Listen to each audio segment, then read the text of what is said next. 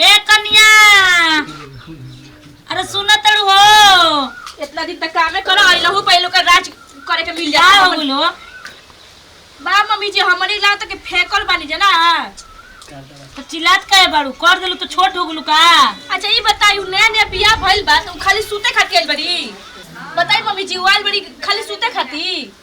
अरे तो छोट भी या नया नोहर भी अभी ओकर जागे के से कराहे ओकर नइखे अभी थी आदत लागल तो तनी कहिए दे बोले त का हो जाई घर भी थी हो जाई। तो हमनियो के तारी जे तो छोटे रहनी जे तो हमनी के तो सिखावे के ना पड़ल।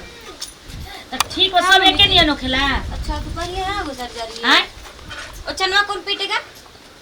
ए दीदी रो देखत नहीं थी कि हमने एक दूसरे पीटे के बा हमने के खानो बनाए के बा सब चीज हमने करे के बा सुते आइल बड़ी महाराज। अरे उहो करी ओकरा के धीरे धीरे सिखाओ जब प्यार से कहबो जे तब आप करे। विदेश से आई हैं, मेरे जैसे दिल्ली से आई है ना, वो लंदन से इसलिए ना उनको सिखाना पड़ेगा हाथ पकड़ के। भगवान जी तो हम जाने का जने अपने आप के का करबू जका ना ओ आइल भी जइए से ओकरा के देख के जरत हो जा ओकरे दाजे मरत हो जा। हमर अरे वो बानी के चढ़ा दे मने और कपारे पर ठीक बा ना रोजा जब से आई है ना छुटकी तब से ना बस कभी सर दर्द हो रहा, कभी कमर दर्द हो रहा, कभी हाथ दर्द। अरे लग रहा रोग यही है का? अरे तो पागल हड़ू जाए ऊ तो एगो पातर छितर ओसन बिया। हम लोग मोट टाट ज्यादा है ना इसलिए काम करे हैं। क्या कहना चाहती हैं आप?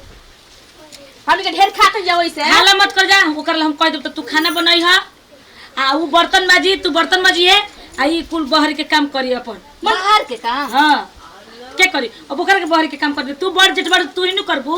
अच्छा ई बताई मम्मी जी हम उनकर आइले पर हमनियो के तो काम कर जा खाना के बनावे 8 आदमी लागेला तो कने न तो कर सिखा देम खाना उ बनाई तब का चिल्लात हो जा। नहीं हमरा से का सीख के पूरा गांव नगर के ना सुना दे जा तो छोटकी आइबे तो घर में टांडव मचत होगे बड़ा उनकर पुतो निमन करत ऐसा ना हमनी के का जरूरत बा रो सिखाई या पढ़ाई रो खातिर निमन बिया। और इसका चक्कर में मत रहना ठीक है कि घर का सारा काम मैं करूंगी, मैं भी छोड़ दूंगी ठीक है ना। मैं नौकरानी हूं का सब छोड़ दिया मार बोल चलो तभी हिचिक हिचिक हिचिक कोठे पे कसैली तुरे के बउए इसको बुझाइबे ना करला त सास के आइते के कहते खिलवाड़िया दम हमर पतो ये बड़ा के कुल सिखाते पड़ते न तो ठीक रहला ये मझली और तो अच्छा रहे ई बड़की के कुल काम हो गए सिखाए के फोड़ती भांगतिया आ छुटकी के देख के जरतिया दम हमके समझ में नहीं आवत हम का करी का ना तार सूरतिया देखे खानी बोलौनी काहे ऐसे बोलतनी जी? कैसे बोली? बोली का काहे कथी बोलेनी? घर में खाना दाना बनी कि ना बनी? काहे ना जी हम बना देतनी और चिंता मार घर में उकुल कइले बड़ी सन की घर में सुतल बड़ी आइल बड़ी त हेन ते नाई तो संग में करवावे धरवावे के नहीं क्या बनी के? ठीक बा जी हम कह देतनी लेकिन रौरा मत खिसियाई जी हमरा से। हम खिसियत नहीं की घर के काम ना होई तो खिसियबे करिए दनी ठीक ना। तो बोली क्या करे के बेटा हम जातनी कह झाड़ू देतनी। पोछा सब का करे कर का छोटका गांव पर तुम्हें मर्द पाई हो, हम लोग का रड़ुई है का? है हम लोग का मन नहीं, हम लोग का मर्द नहीं है। हम लोग तुम लोग के जैसे अगर चिपक के बैठ जाएंगे तब तो घर का काम हो गया, पूरा घर सत्यानाश हो जाएगा। का जी और तुम्हें नहीं समझ में आ रहा है? बहुत ज्यादा मेहर वाले हो गए हो का? अरे उहे तो बात सिखावत तू का बतियावत देख रहे हो इसको 6 महीना हो गया है, का सिखा रहे हो का पढ़ा रहे हो? ले जे घर ना बोले के तय ले बोलबाओ करना ठीक है। ए दीदी जी रो और ये जो तुम सरा श्रृंगार करके बैठी हो ना सारी जिंदगी तुम दुल्हन बन के बैठी रहोगी का? हैं ऐसा लग रहा है ना 80 साल से हो गए का कि हम लोग ना घर के नौकर बन के बस झाड़ू लगाए पोछा लगाए घर का ये करे वो करे और तुम महारानी बन के बैठी रहोगी सर पे आके। पकड़ो झाड़ू चल के झाड़ू लगाओ ठीक है, चला पीटना पीटे चले। और तुम मेहर बउगा तू बैठ के अपने मेहरी के ना खाली गोड़े दबूगा और कुछ ना करबा तू। ओ भाई सुन ले लू ना। ए जी ठीक बेटा हमरा ना समझ हम कह देतनी जी। अरे एकदम तू नागिन का बोली? हम अंग्रेजी बोल रहे हैं ना जो तुम्हें समझ में नहीं आ रही है। अब जा जा पाई पाई ढेर मत बोलो काम करत ये जाके पूछा थमा के गइलू ना। ठीक बा चल के उ बा हो जा ये तू तक बाहर चूल्हा चौकी कर खाना दाना अब आज से तोहरे बनावे का बा ठीक ना।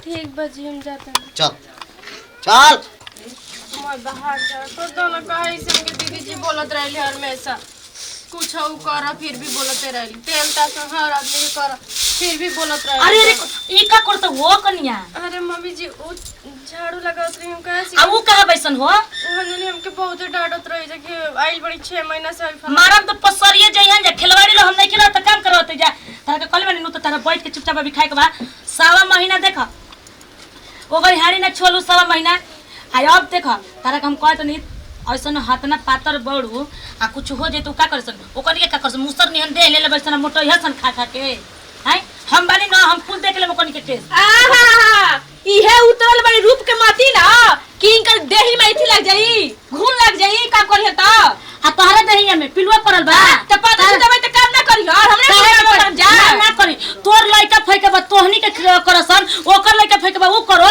एकर ई एगो मरद एगो मेहरारू एकनी के खेले का हवा पी के रहली हुरली ना का हवा छिपा तोन के झाड़ू लगाई तोन के रख काढ़ी त ना सुतेल बड़ी जा इनके गद्दा लगा के खाती हां सूत के रही बुझाई ना करी त केहू ना करी हम ना हमारे करो माई बाप का कहीं मिट्टी से हम लोग को उठा के लाए वो हमको भी तो पैदा किए हैं काम हम ही लोग खाली घर का काम करें काहे ना तोर माई अपने माई बाबू लोग कह देलु सन तर जवाड़ा घर बियाह करे हमनी के खाना ना बनाए के पड़ी खाना ना खाए के मुंह में एक बे चढ़ माई बाप शादी किए हैं ठीक है बेच नहीं दिए हैं ठीक है तुम्हारे उंगली के साथ बोल पचकिए जाई बोल तो बुढ़िया हमारे हो गई जवान हो गई तुम्हारे तुम्हारे ऊपर कब तक जवानी चढ़ी रहती देखते कब तक दीदी तुम्हें भाई भाई के परसुटी होती है एकनी संग एकनी जोरे रहबो न तो लड़े तू सीख जेबू एकन के तो लड़ा नहीं हर एक सॉरी फाइल हटलाई बड़ी फेचकुल भर के बाड़ी अरे कानी नगिनिया याल बिया न कानी मम्मी जी के का कान फूकले बिया के उड़ाई के मोती में खाली चलत अड़ी हम भी देखते हैं उनको देखे बुढ़िया को ना कब तक वो कर बैठी ना बना कर देती है कब तक वो पेल कर भैंस होती है ठीक है मैं भी देखती हूँ और मैं भी